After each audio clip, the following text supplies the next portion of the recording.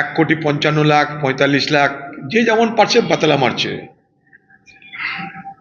SIR প্রক্রিয়া যে আদতেই মানুষের সমস্যা বাড়ানোর প্রক্রিয়া, এবং এসআইআর প্রক্রিয়ার মাধ্যমে সংযোজনের থেকে বিয়োজন অর্থাৎ ডিলিশন, এটাই যে মুখ্য উদ্দেশ্য, এটা কিন্তু আমরা আগেই রাহুল গান্ধী আপনাদের সকলকে বলেছে, ভারতবর্ষের মানুষকে বলেছে, এটা যে ইনক্লুশনের থেকে ডিলিশনের এটা ইন্টেনশনটা স্পষ্ট।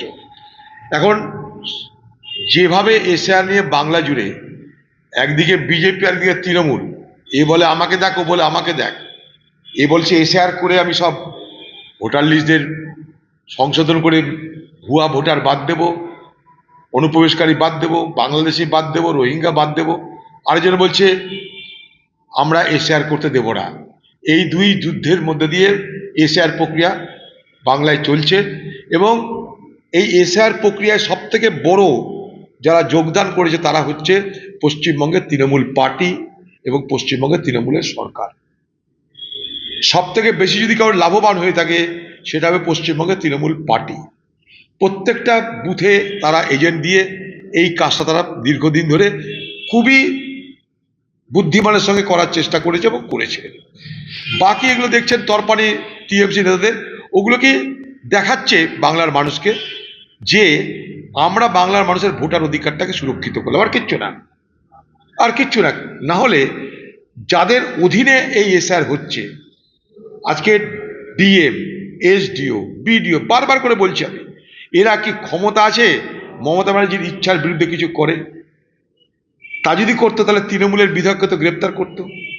বাংলার মুখ্যমন্ত্রী সিঙ্গুর নিয়ে কি করেছেন আমরা সবাই জানি। বাংলার মুখ্যমন্ত্রী সিঙ্গুর বেচে ক্ষমতা এসেছেন।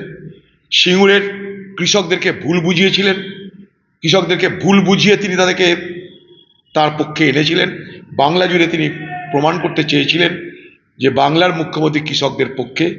তাই শিল্প স্থাপন সিঙ্গুরে হলো না, যেখানে কাজ হয়ে গেছিল সেই কাজকে শেষ মুহূর্তে বন্ধ করে দেওয়া হলো। শুধু বন্ধ করে দেওয়া নয়, সিঙ্গুরের টাটাদের কারখানার সিমেন্ট বালি যে স্ট্রাকচার, যে পরিকাঠামো, সেগুলো ভাঙার জন্য কয়েকশো কোটি টাকা রাজ্য সরকার আমার আপনার পকেটের টাকা সেখানে কাজে লাগিয়ে ডিনামাইট দিয়ে ফাটিয়ে, ট্রাক্টর দিয়ে পেলোডার দিয়ে সরিয়ে সেই ইস্পাত সিমেন্ট নির্মিত যে পরিকাঠামো, সেই পরিকাঠামোতে সরাতে রাজকোষ থেকে কয়েকশো কোটি টাকা খরচা করলো। বুঝুন মজা। শিল্প হলো না, কৃষকের জমি গেল, এবং সেই শিল্পের পরিকাঠামো ভাঙার জন্য কয়েকশো কোটি টাকা রাজ্য নষ্ট করলো। প্লাস টাটারা যে কেস করেছে ক্ষতিপূরণের জন্য, তার জন্য 1,500 কোটি টাকা বকেয়া পড়ে আছে। টাটাদের সেই টাকা দেব না বলে বাংলার মুখ্যমন্ত্রী প্রতিদিন কোর্টে কেস লড়ে যাচ্ছে। তাহলে কি হলো ব্যাপারটা, কি দাঁড়ালো সব মিলিয়ে? কৃষকের জমি গেল, জমির ফসল গেল, কৃষকের জমি বিক্রি করবার অধিকার গেল, চাষ হলো না। উল্টো দিকে টাটা কারখানা গড়ে দিল, টাটার কারখানা ভাঙার ব্যবস্থা করলো। টাটা কারখানা ভাঙার জন্য যে সমস্ত জিনিসপত্র লাগে, ডিনামাইট থেকে আরম্ভ সব কিছু রাজ্য সরকার কোষাগার থেকে সেগুলো ব্যয় করলো। আর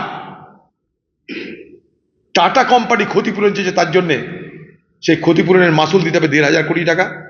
সেটা যদি দিতে দেরি হয়, আগে ছিল 800-900 কোটি টাকা, টাকা দেবো না করতে করতে সুদ সমেত সেটা 1,500 কোটি টাকা হয়ে গেছে। আগামী যখন হারবে রাজ্য সরকার তখন 2,000 কোটি টাকা হবে। অসুবিধা গেছে, কোষাগার থেকে দিয়ে দেবে।